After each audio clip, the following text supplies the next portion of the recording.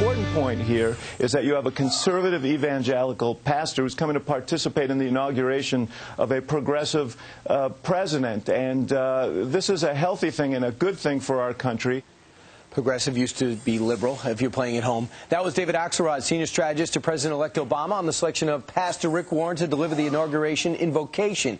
Now, gay rights groups have been outspoken about their distaste for this choice. I'm joined by Bernard Whitman, former Clinton pollster, and Dr. Robert Jeffries, pastor of the First Baptist Church over in Dallas, Texas, and author of Outraged Truth. All right, Dr. Jeffries, what's the problem with this?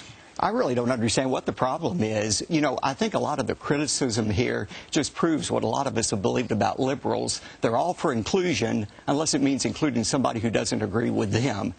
President Obama... Which is about gay marriage. About gay marriage. And Rick Warren is no hate monger. He is simply reflecting what many, many millions of Christians believe about marriage and sex, and that is that it should be reserved for one man and one woman in a marriage relationship. That's hardly a strange belief. Bernard, is that a bad message on Inauguration Day? Well, look, I think the problem here is Rick Warren. I'm not questioning Rick Warren's religious views or Pastor Jeffers' religious views. What I'm questioning here, and what I have a problem with, is they are questioning my civil rights. This is not a matter of religion.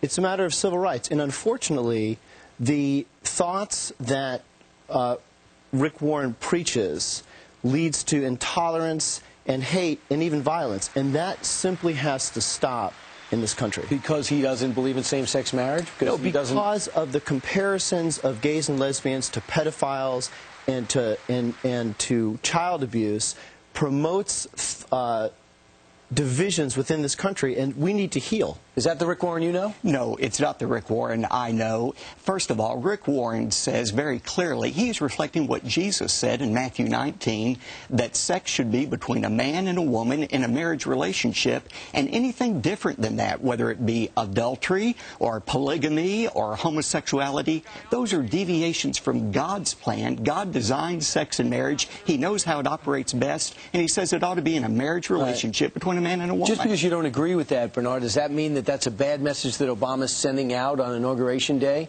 That I don't agree with everything everybody says up here, but we're all in this together? Look, I welcome Obama's call for everyone to have a seat at the table, but I think someone that is as divisive as Rick Warren I've never heard that word before this was invocation. Ought not to be given the right to say the blessing over the wine at the head of the table. I just don't believe, and here's the thing, we're not talking about a difference over religious views. We are talking about a matter of civil rights, and I don't believe that anyone in this country should oppose their moral views or their religious views on others. Well, what if you're a pastor and you have followers and you write a book? Then you can put your views out there.